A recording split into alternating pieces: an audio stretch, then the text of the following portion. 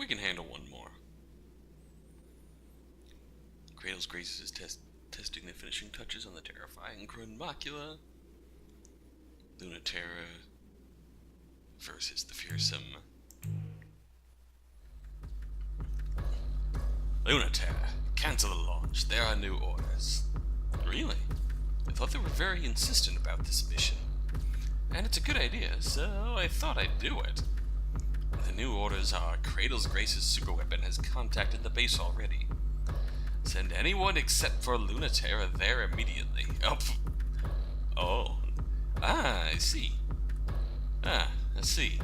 Well, prep the Mare Crisium for launch. Luna-terra, even I have to say something if you disobey an order right in front of my face. But you don't disagree? Or you just stop me instead of saying something. A certain degree of questioning orders from the top is allowed. Given who's in charge, obviously. Halamede is just a foolish princess. If Kratos Graces is using that new weapon, that's all the more reason not to send randos who wouldn't stand a chance against it. You fundamentally misunderstand Memorial Foundation, Luna-terra. Halamede leads the recovery effort because no one else is fit. Only that naive, conceited, foolish girl has the love required to bring humanity back to Earth. Naive, one-sided, and unself-aware love. Nevertheless, that is exactly the love that is required. It's for us to interpret that fundamental impulse in a way that will ensure strategic advantage. So I will ask you, does love motivate your actions? Or are you just that eager to find someone to shatter you into orbit? Your connection with that pilot, and don't think I don't know about it, or who she is. Which is it? Guilt or love? Will he let me go if I say I need to see her to know? I would advise against it. Her love might be stronger than ours. That's possible. All the more reason you shouldn't get near it. Well, let me take that risk. Oh.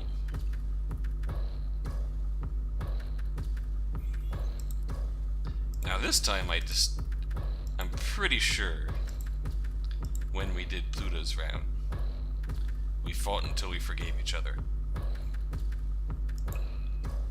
We make up and forget.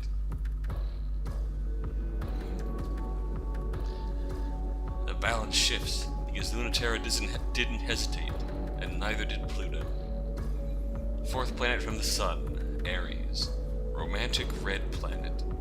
It was the first planet the space colonization program wanted to make ours, and they wanted it to be so beautiful. Did they get their wish? It was a beautiful dream, but still a dream. By the time Earth had demanded the space program pulled back, they were stuck, still halfway there after so many years. Yet getting halfway there got them something beautiful, even if it wasn't enough. Where life grows, and it doesn't grow most places, it's in a spring, yellow-green that never could quite get to summer. Tenacious weeds spread all over the planet that will never be called Mars, and even they can barely breathe. Only stubbornness keeps life on Ares, and they would not even be able to endure if Kratos Graces didn't patiently tend to them. They spew pollen uselessly into the air, and between them and the too thin atmosphere, breathing, where it's possible, is hard. Even with all their efforts, it's barely... It went from completely uninhabitable to barely habitable, which is progress, but abandoned before any true progress could be made. The fate of the fourth planet from the sun, even prettier now, and just as useless to humans. Pluto has flown past the canyon she's concealed in 3 times already. It's been a perfect shot, every time. At noon, even with the sun shining directly on her, the flowers and weeds and their pollen keep her hidden. Should luna-terra squeeze the trigger or not? And what else is luna-terra supposed to do? How could she dare to take that shot, with Pluto looking so beautiful? How can she not? Why is she trembling like that? Does she know? No, luna-terra realizes she's the one trembling. If you can stop me, I'll believe in you. I'll give up on everything. But I know you trust me too much. Trust me too much to stop me. Pluto said that. She might even be saying it right now, knowing that luna-terra has the perfect shot. If you're not sure if you're right, I'll be the one to test it. I believe we can have a home in space, and there's no way to bring that back to Earth. You believe we can bring home to Earth, and there's no way to have it in space. I believe in us. We'll figure it out. Yet it's impossible for luna-terra to look at Pluto in the Krun Macula, big as the universe, and think it's better for her to not have that. And for luna-terra to keep thinking, I'm freeing her from something terrible, and bringing her home.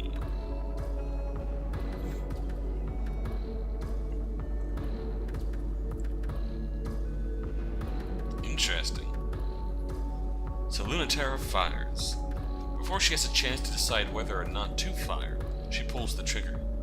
Without considering, or having a chance to choose one way or another, her body seizes the opportunity, makes the decision for her, the one they agreed to, without doubt. Luna-terra will betray herself every time. Pluto's exposed left tidal reactor shudders and shakes. Oh, I should have seen that coming, shouldn't I? The resulting tidal resonance will be catastrophic unless she shuts both reactors off and reboots instantly. She does, of course, and worries about the ship and the whole world and Luna-T and doesn't hesitate, even though that's clearly the plan. The minute she'll take rebooting will have her plunging into the ground and maybe too damaged to power back on. And so luna-terra dashes to catch her before that. To catch...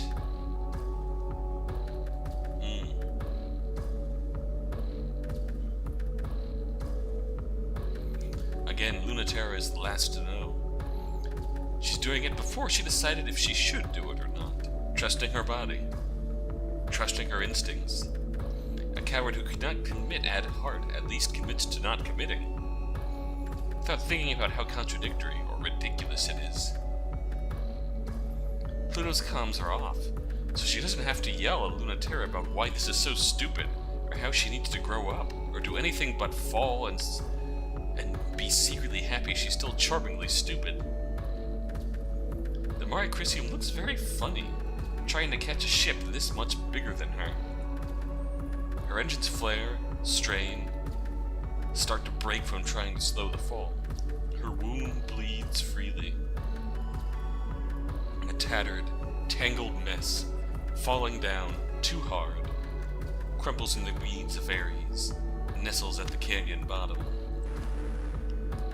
It may not be a livable planet, but it's a soft one. It's hard to breathe for very long, but it feels nice to lie in, ship or body. Sometimes it feels like nothing could be worth giving up a ship, but this isn't so bad. Luna-T? Luna-T, are you awake? Yeah. Everything hurts a lot. I gave you some painkillers. Do you need any more? I can't fly on them. You're not gonna fly without them either, Luna-T. Your engines are melted. Oh, right. I thought I did something stupid, but I couldn't remember what it was. It was a breathtaking sequence of poor decisions. When I said I wouldn't be satisfied or forgive you until I fought you on Ares, I meant when I kicked your butt. Kicking your own butt doesn't count. As usual. Sorry.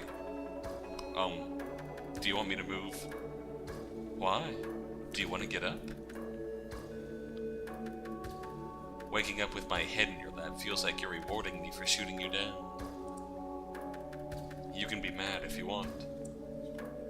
That's one thing, this is another. There's just nothing else to do with you. You did the right thing, or tried to. And then you did the right thing again, or tried to. You wanted to do the best thing for you and me, but you couldn't decide what it was. There's nothing I can say to that, and it's already done, so just lie there already. You might not get another chance, you know? Aww. You can hold so much. I'm in awe every time. You're the size of the universe. You see everything and everyone, and you hold all of it. Everything's precious, and everything's worthy of you.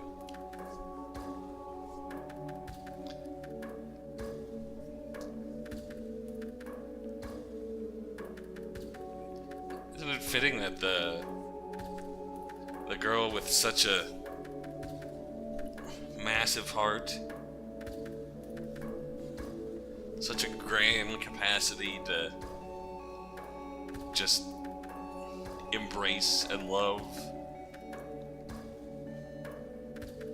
has the ship self the size of the universe? I'm not. I can't. I'm small. I'm small and scared. Smaller and more scared than you. Don't say I'm not. Okay. I won't. Never again. I'm sorry. You're small. You're just you, after all. You have to mean it, pouty face. You're huge to me, okay? That's okay. I should be. I hear everyone, and I can't ignore it. It feels like I'll die if I do. It hurts too bad. I listen to your voice more than any other. Your heart is more important to me. Isn't that proof I'm selfish too? But I'm going to fight with everything I have for those voices, even against you. I just know that no matter what, we're not going to get what we want. If I let myself slip, I'll trust in your future instead. I know we can't beat Memorial Foundation, so I can't afford to blame you. I can't do anything if I can't trust you. It's way easier to hate me. That's what normal people do. I love not giving you that satisfaction, Luna-terra. Oh, and you really should give up on me, ever being satisfied with happiness just for me. Sure, sure. I know as well as you, there's no welcome waiting for us on Earth. I don't know if we will be happy there, but I couldn't live there without... Well, if you get a miracle, I won't fight that either. Just a quick bit about that line, I won't give you that satisfaction.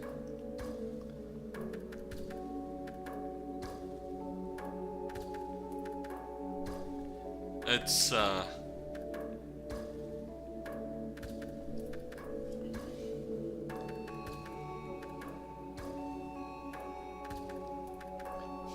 never mind. It just made me think of kinda living amongst people close to you, people you know, and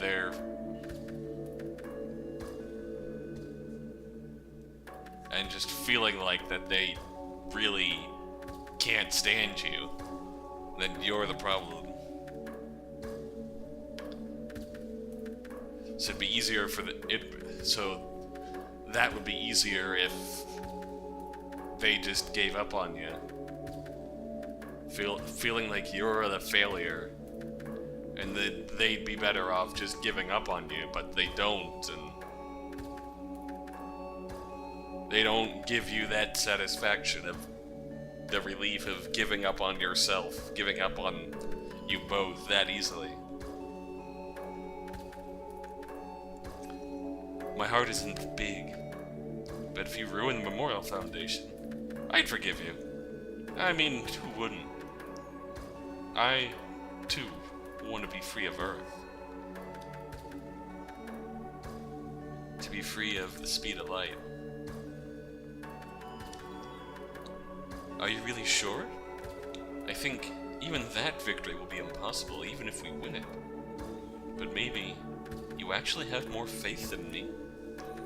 I think we might not make a happier world.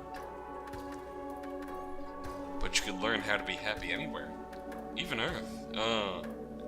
On Earth we were tied down by the weight of the world. I won't go back to that, even if I go back to Earth.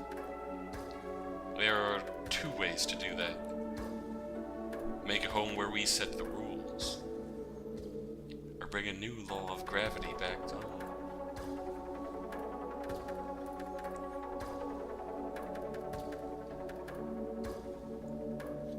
If only all of us were as precious and powerful as a planet. But I can take the shape the world requires of me, if that's all we get. That's not true. For you especially, it isn't true. You were the one who didn't let Earth's gravity choose your body. I wouldn't have been able to choose if you hadn't shown me. That's a victory they can't take back from us. Rescue will be here soon. You're almost a real adult, Luna-T. Oh, I wish I was as close as you.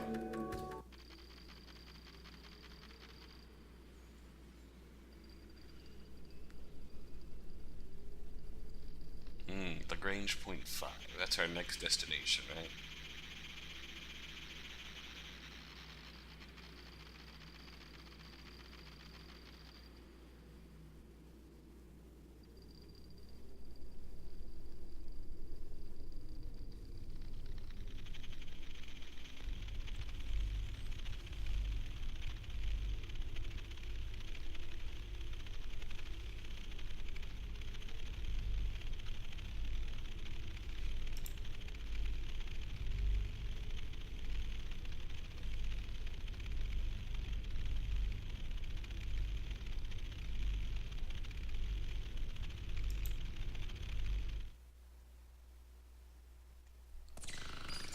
Again, if we want to read through all of those, we can watch the earlier routes. Receiving report. Provisional acceptance of pilot mission completion. Incoming alert. All Memorial Foundation troops. Abandon Ares front line. All units immediately rendezvous with main fleet. The Pilot Academy Lagrange colony on the way to Celestial Mechanics moon base. Generating new assignments. Provisional assignment. Special Operations Mission. Secure Lagrange Colony as possible launch point for Celestial Mechanics hit-and-run tactics. Provisional Assignment. Special Operations Mission. Destruction of obsolete Academy research technology before it falls into the hands of Cradle's Graces. Provisional assignments will reduce your penalty status. Indicate you have understood the new orders. Oh, reduce our penalty status. That's good, yes. Ready for gravitational catapult. Prepare launch to Lagrange Point 5. Hey. So that scene was really sweet. That was really sweet.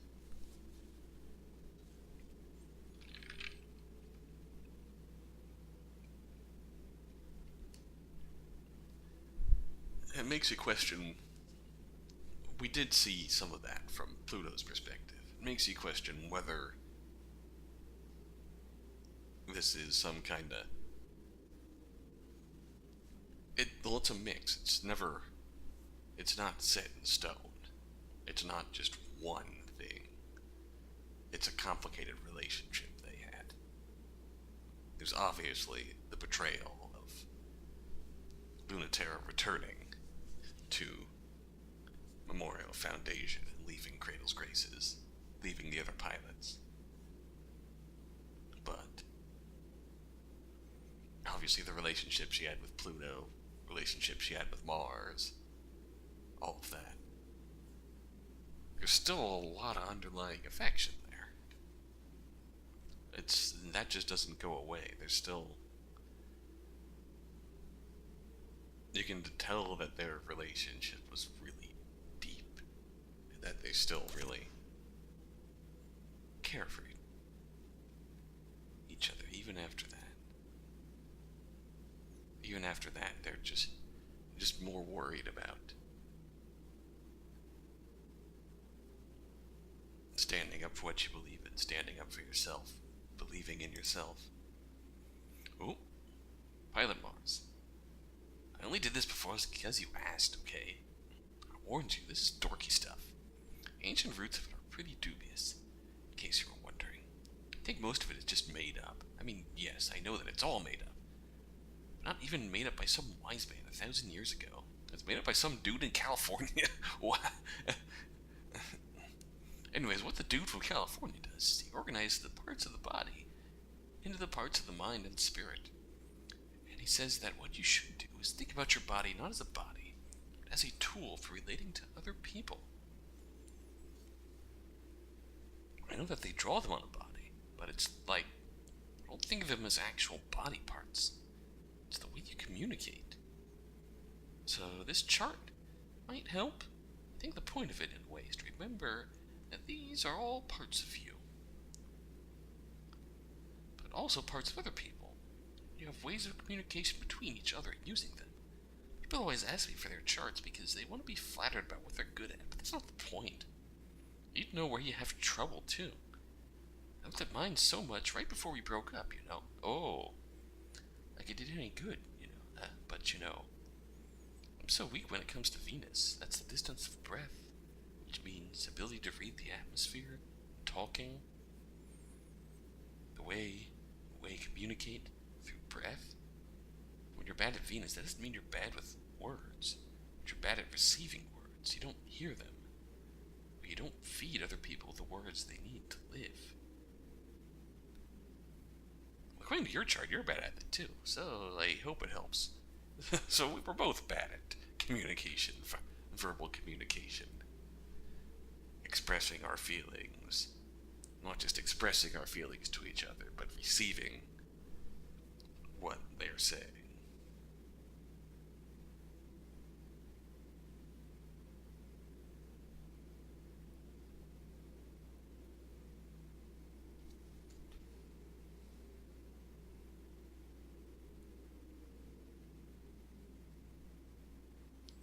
I'd be curious to know if the dude from California is based on real person, real philosophies.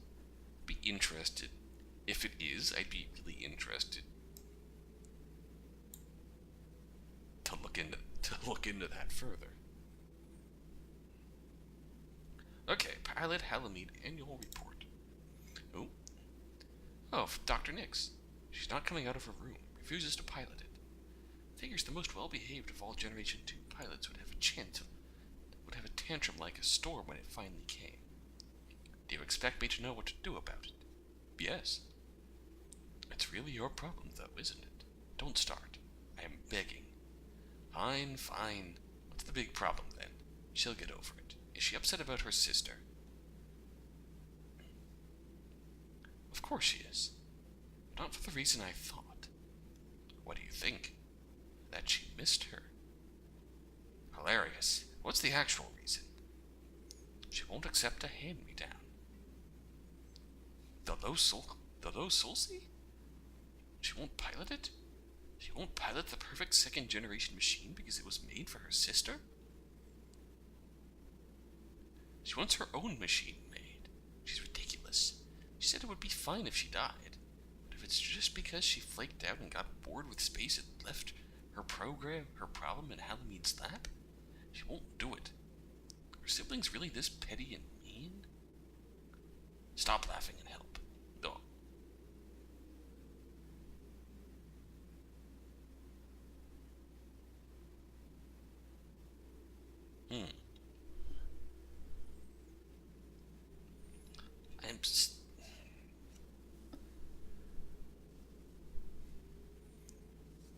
Fine if she died, but just because she flaked out and got bored with space and left her problem in Halamede's lap, she wouldn't.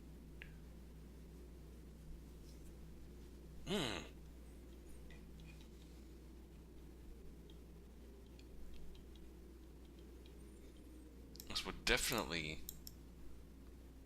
That glimpse of her, that attitude, definitely gives me a picture of why she still holds a grudge against LT. There's still the mystery of who is her sister. Do we get along better or worse than back then? Let's talk about something else. Oh, is it really so bad these days? We don't get along because we're too much like each other. We used to be so different. What happened?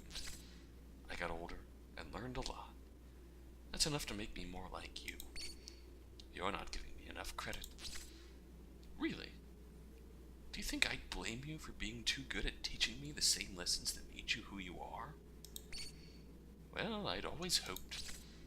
I'd blame you if I felt like it. There's nothing to blame you for. Nothing you warned me about turned out like you said, so I stopped paying any attention to your advice. I thought I was too smart for the rest. So it's just a coincidence we ended up like each other. I never minded your lessons. Are you sure? I was a harsh teacher. Are you really glad for it? I'm happy for everything I learned. Not for everything you taught me. Ah, distinct difference there. I mean, it wasn't like you were wrong. Everything you said would happen, happened. But none of it happened like you said it would. If I followed your advice to the letter, it wouldn't have helped me at all. It was all just different enough. So I came up with my own answers. It wasn't until I looked back on them that I realized it was exactly what she would have done. Fair, I suppose. I should count that as a success for me. But also due to your effort, for you. That's just what I wanted, though. I certainly never wanted a carbon copy of myself. I wanted you to improve on what you'd been handed. Did you think you did a good job? Shouldn't you be asking yourself that question? Since you're the one in charge of the education? I was afraid you'd say that. Don't come to me for answers now, of all times. Ha! Well, at least there's plenty of time left for me to turn out right in the end.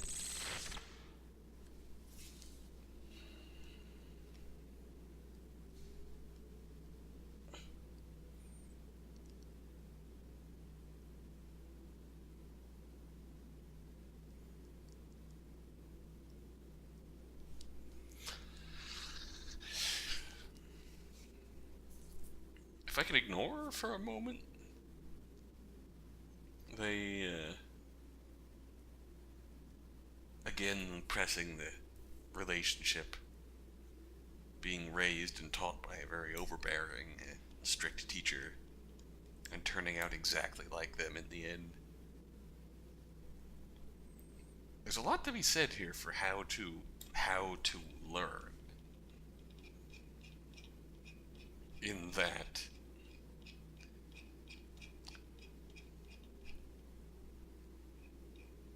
it wasn't like you were wrong. Everything you said would happen, happened. None of it happened like you said it would.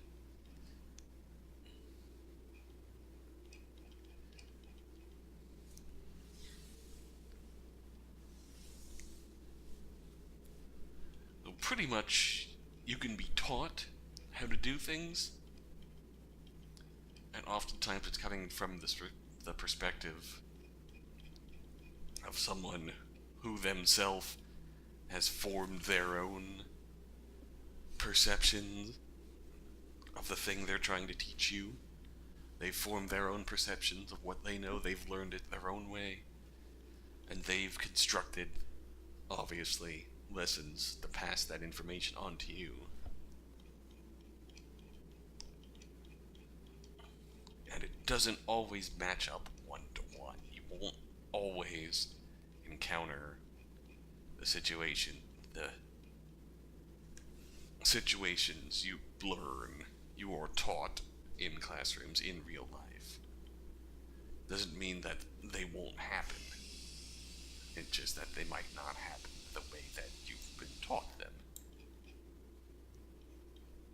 You can still make use of what you've learned if you take it and then go out into the world and learn those lessons again for yourself.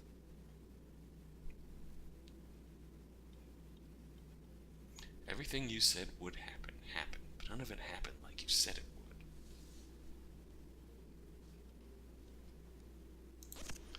Damn, that's...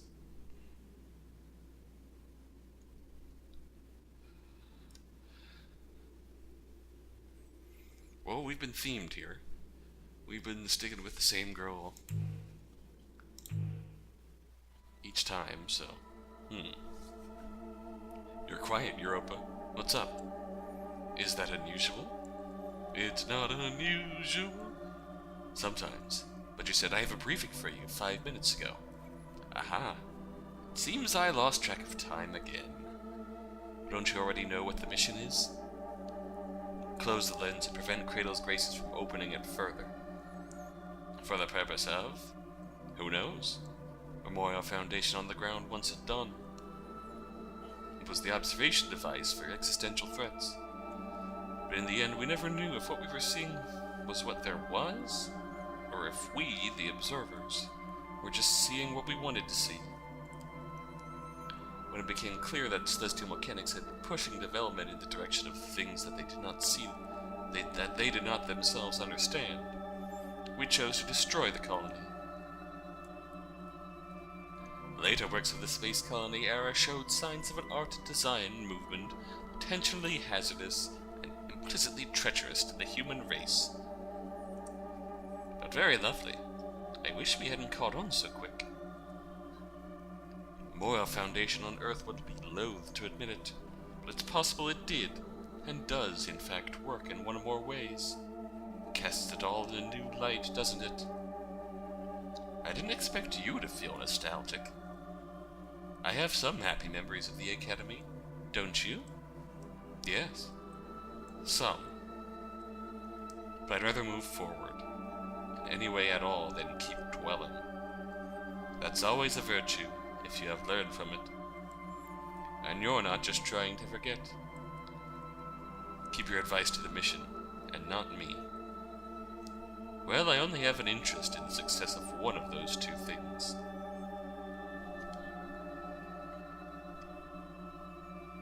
Oh.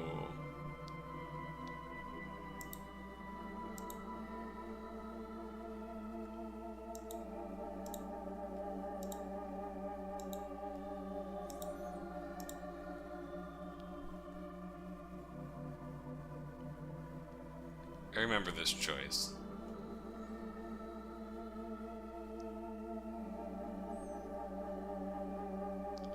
I'm afraid we have to collapse the gate.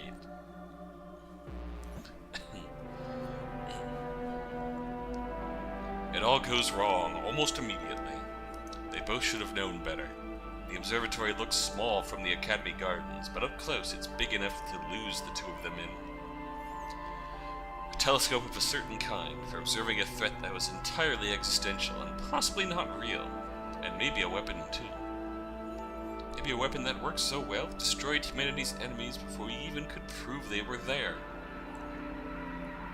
Now, even the intellectual curiosity isn't worth keeping it open. There's too many enemies, real and existential, on Earth to worry about ones elsewhere. Mission wouldn't have become such a disaster so quickly if the two of them had just fought face to face. If they hadn't been a little awkward still after Ares. If there wasn't still so much past to fight. The one known and guaranteed function of the observatory, and its lens that sharpens gravity into a laser-sharp gaze, is it brings time to you before you're ready for it. Luna-terra knew she'd never be able to stop Pluto if she saw her face to face, so she went directly to close the observatory's lens. Pluto knew she wouldn't be able to stop her face to face, so she forced the eye to stay open with gravity alone rather than confront her. Stubborn, indirect fight, like two children pulling on a toy until they tear it in half. And that's what they did. Push, pull, tug, until the iris cracked, contracted, stalled, ground to a halt, exceeded its limits, and shattered and collapsed. Oops! Is that good? Even without the gravity of the colony's tidal reactor, there was enough gravity to, when condensed in a single point, cause disaster. Move! Pluto, we have to get out right now. Luna-T, you idiot! Stubborn jerk! Mars is right about you. I told you I wouldn't budge. Why did you call my bluff like that? You're right. I'm an idiot. It's my problem, and it's all my fault. So move! My cores are desynchronizing. The gravity quake is destabilizing their tidal resonance, you jerk, so I can't move. Why did you keep pushing, knowing it was going to happen? I'm more stubborn than you, always. No, no, no! Not having it. You already said everything is your fault, so that is now true forever, until the end of time, which this gravity quake is probably going to take us to. Fine. I'll place my reactor in resonance with yours to stabilize. Then max thrust, and we'll get out of here. There's no way your ship has enough power to keep up. Then leave me. No! You need to live so I can keep yelling at you. Don't even think about not leaving with me. Let's do what I said in the first place. Get out of the observatory before it swallows us.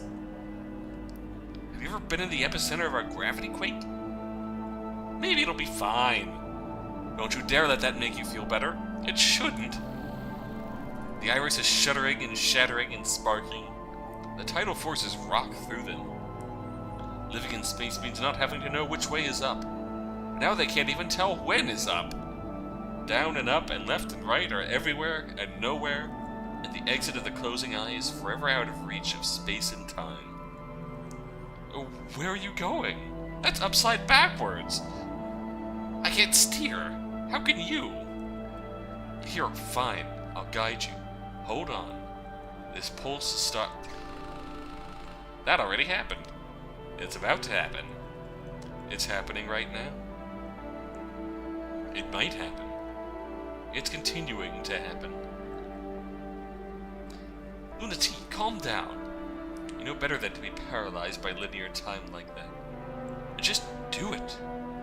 Whenever it happens to be. Whenever it comes up. Forget the tense. If you're about to do it, you'll do it. If you've done it, it's done.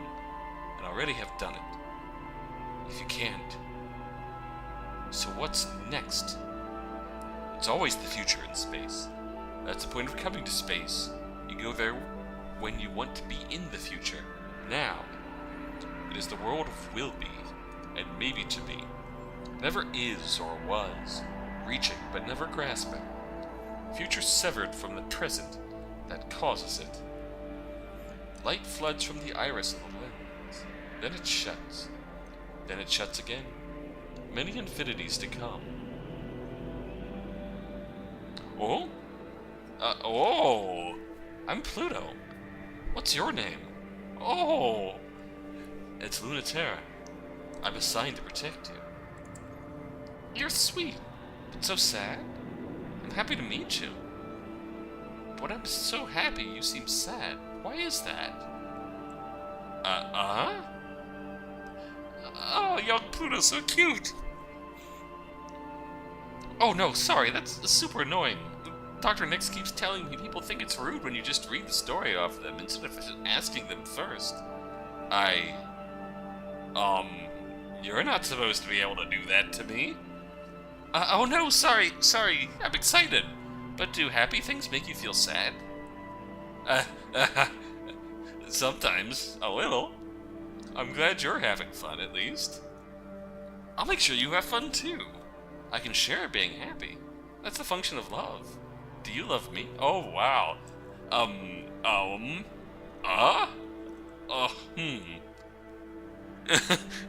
Yeah, you get it. Love makes the universe work. Do you know physics? You don't have to be jealous of me. You know everything I was given. You deserve that too. I'll cut your old dead name out of the story, just like I did for me. Whoa. Whoa.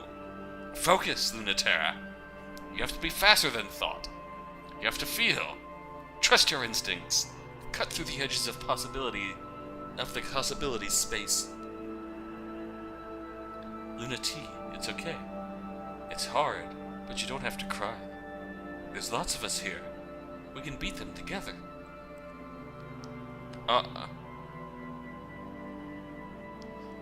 I don't know what to do.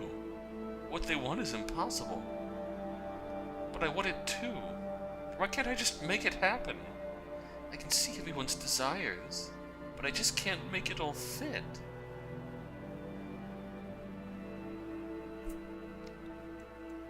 Why can't I forgive them? Why can't this work? Why won't anyone help me? If only I was bigger, but I'm messing it all up. If only I wasn't here. Oh no. You're part of it. Don't erase yourself from the equation. You're the universe. They hate us. They'll never be happy in a universe where you're happy too. So let's run. If they don't want us to be a part of humanity, we don't need their cradle either. They're considering escalation of the conflict. The Moral Foundation wants to keep it an existential disagreement, but Earth wants to make it military. I guess we weren't human enough to be wanted on Earth. We were human enough to be dealt with the way that humans do. The better we do against the Moral Foundation, the more it pushes them to write us off as a lost cause, and prevent the complications when the cause appear by killing us. You were so hard on them before. Forgiving your enemies is good. It's cruel to take us back, but they're trying to protect us, and they're the only ones who understand how hard it is. We knew we couldn't escape Earth's gravity. And I guess they know it too. That it's a war with Earth with no point. They don't even have to worry. Is the chance worth it? I don't know. Where would you bet? On them. You should go. No, not without you. No, dummy. Go so you can save me if I mess up, and I'll stay in case you do. I don't trust them, but I trust you. Whichever of us who is right will deliver the other the future. Wow. Light blows through the iris, fragments, and the universe exists again, a place and a time. Clinging to each other in that place are Pluto and luna-terra, touching to remember they're alive. Broken, but alive. Pluto, are you okay? Of course not! We were almost swallowed up by time and space. I almost lost you again. And I had to go through it all again. Everything. Me too. It was hard. It was so hard. But we did it. We messed up. There's no fixing it. But who cares? You're still here. I'll still fight you, to the end. But just so I can know it's for real. So you can stay like this. For a little, if you want to. Yeah. God. God. God. Oh.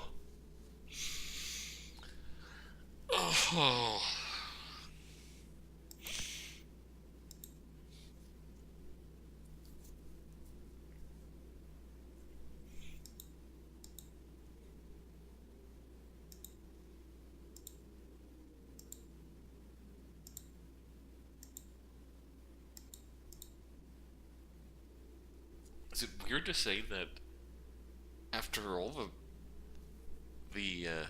after how powerful Saturn's route was, is it weird to say that luna-terra is still my favorite character, because just all the shit she's gone through and her relationships with both Pluto and Saturn are just so good. That's just wow. Regarding Mecha 1. Alright, Christian. Ship self-design notes, Dr. Nix. With a ship self, you don't have to worry about dying. Not in the same sort of way. A ship self, you know, isn't even a weapon. It's a body for living and traveling in space. It's equipped for doing the sorts of things that humans need to do, like fighting. The ship self, which lets you express like it's your own body. Better than your own body. It's a machine that's for falling in love and having fights. Hey, Dr. Nix gets us. It's formed to literally suit us. It bears only the most abstract resemblance to something designed to kill another human being. The most efficient possible form for ending lives as quickly as possible wouldn't look anything like a human.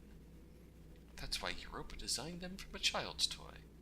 Oh, Europa designed the first line of ship selves. A ship self isn't the perfect form for war. It's a form that by nature turns war into something else. That's why the Mari Chrysium and the first line of ship selves looks so utterly toy-like. They were designed by Europa. Very, very bound to Earth, so to speak. And obviously, we have distinct images already of the ship selves that came about outside of Earth's gravity. A string of pearls, very, much smaller, very, malleable, very insidious,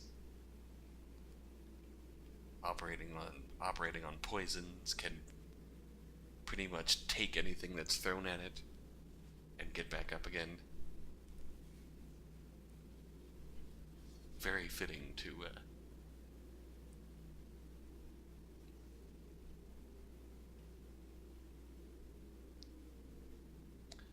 where did I leave off? Very fitting to its owner, to the one who claimed it.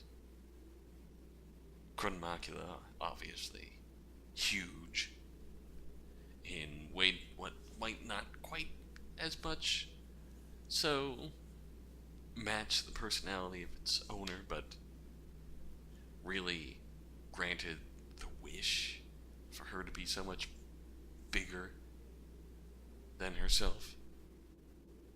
For a girl who pretty much could read minds from an early age, could feel everyone else's desires. Her mind was so much bigger than the world, so to speak, because she could feel everyone else's desires outside of her own. But in the end, she was just one person. Now she's so much bigger.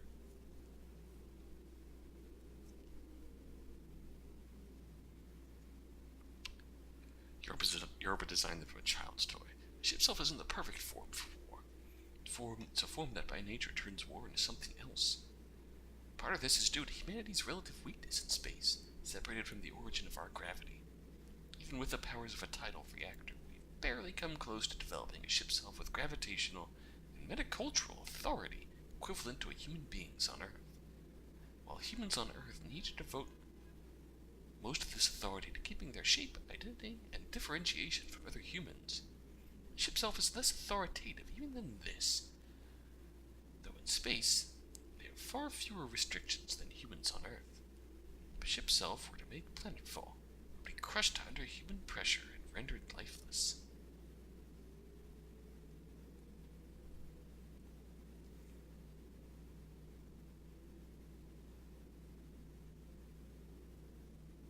So a ship self is literally a human body that can exist outside Earth's atmosphere.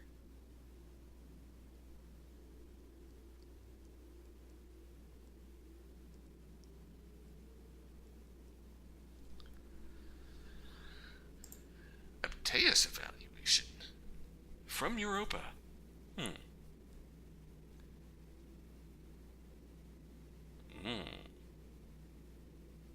Not directly involving Apteus, but Europa's evaluation of Apteus.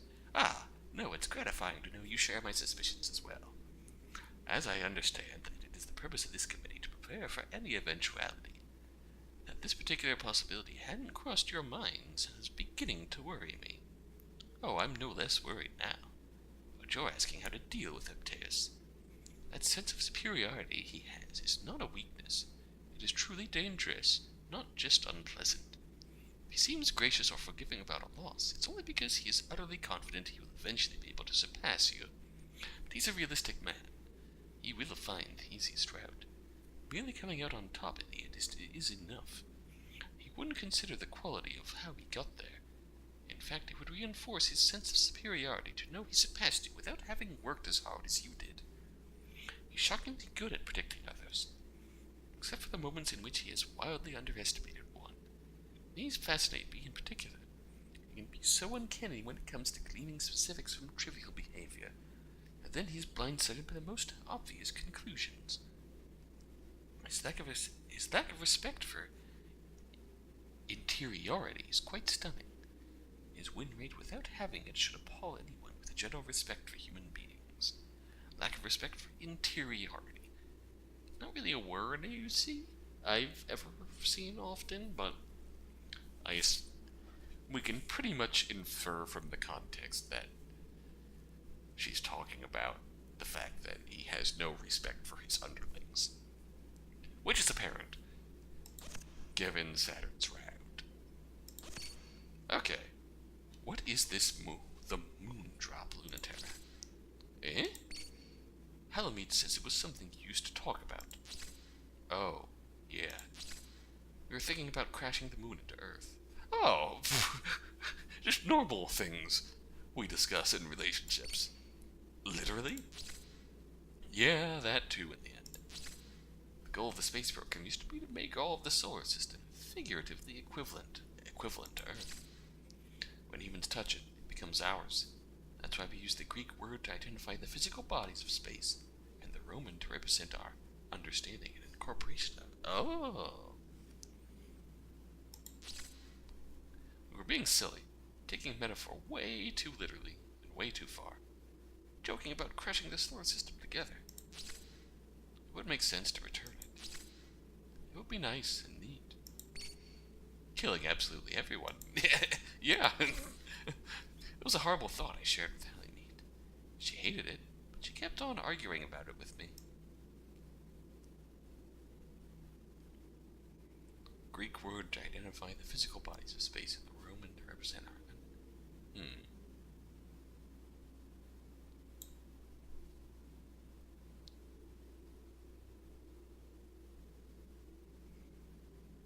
I may be not seeing the full extent of...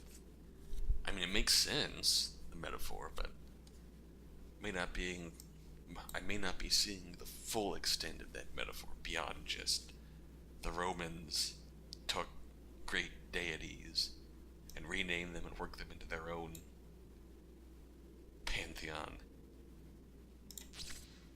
The Earth looks so fragile and small here, and the moon looks so big. That's probably why. It was a bad joke and she never thought it was funny. Yeah. Good. She is very perceptive when it comes to that. Bad jokes. I'm surprised, always, that people can find that self-destructive streak of yours harmless and or imperceptible. I'm glad she didn't. I'm surprised you kept me around, given that, my self-destructive streak. Should I have given up? Is that even a question? You should have followed your instincts. You appear to be misunderstanding. I take my work very seriously. As a leader, a woman, as a pilot, as part of the Memorial Foundation. You know that there are very real things Memorial Foundation believes in, and I believe in them too. Yeah. In seeking to bring all people together, however, there are choices that have to be made. Should we cut the world to fit its people, or the people to fit its world? Why do we have to cut anything? Why can't we make our world bigger to fit its people? Cut, that's what we struggle with most. Cut does not have to be a bad thing. It can be what's right, for you or for the world. Making space for what exists, without allowing it to be erased. In that...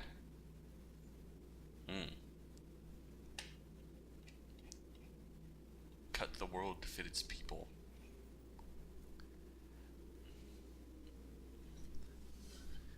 I still struggle to see. I'm struggling to see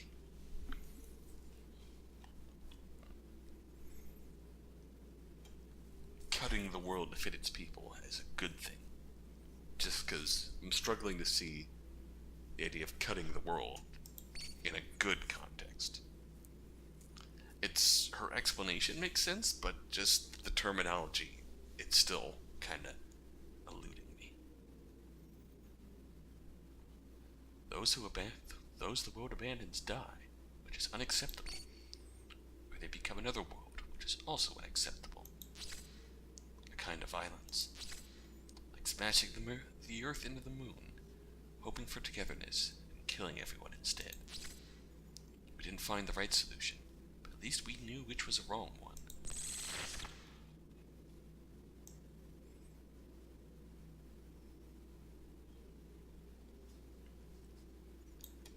There are choices that have to be made. Should we cut the world to fit its people, or the people to fit its world? It's...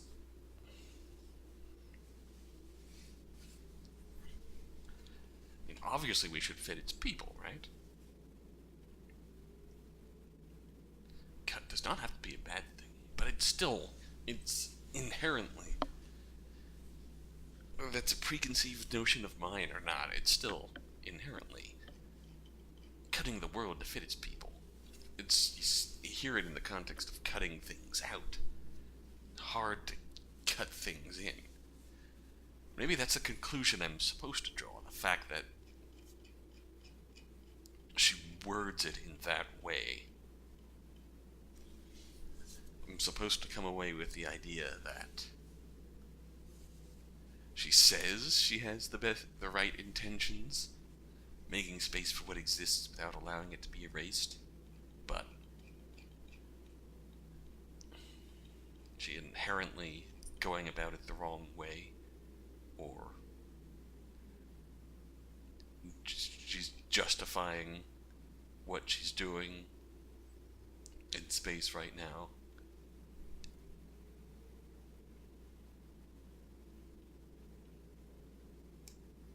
With this,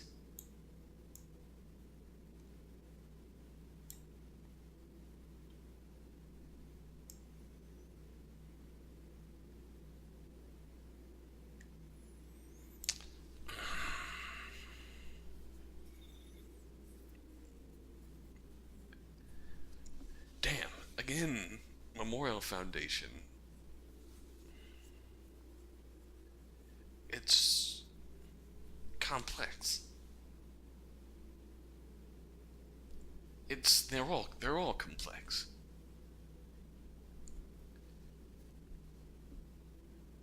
All three sides of this conflict are complex. If anyone is the least complex, it was Memorial Foundation, because Epteus was quite clearly the villain. The complexity there is that they both had the same goal, but Epteus had rather ill intentions for them, while his followers legitimately wanted that new body, that new form that would come about from eversion.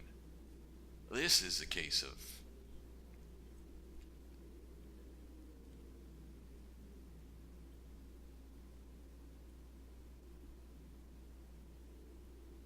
is it right? God, because they're still trying to bring the pilots left behind in space home, right? Although they're vastly... The efforts there were that bring them home, or else for their own well-being, right? Or else the Earth launches their own sort of actual military might to actually kill people, which is bad.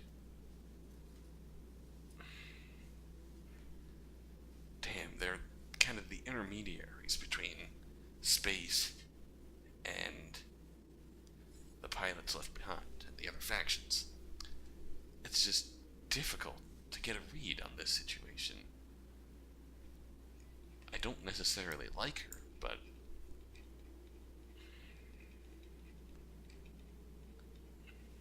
it's changed.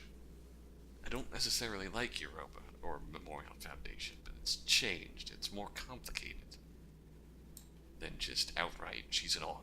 Than just that first impression, which was she's a fucking awful person, abusive, controlling. I don't know. She's by no means the best person.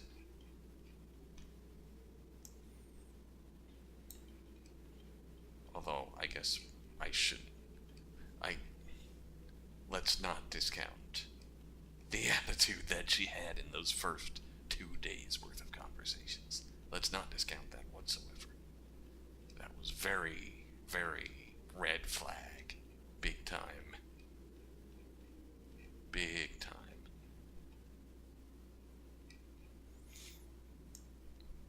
It's obvious that there's a good goal in mind, but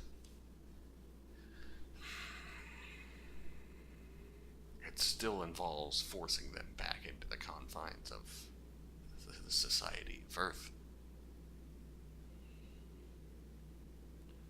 When they've already come this far beyond that, and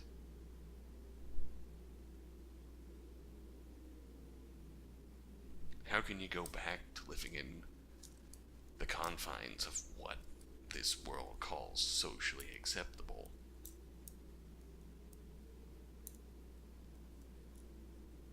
How can you go back into that when you already had the liberation of being free of that? That was worded horribly, but that's just...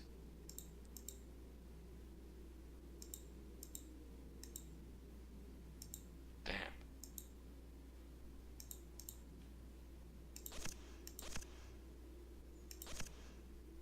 This is making you think. And I hope, for those of you who actually watch this, I hope you... what they talk about in the discussions in this game, the climate in this game, I hope it makes you think. That's the writing and everything about this game. Writing, the music, the art. It's just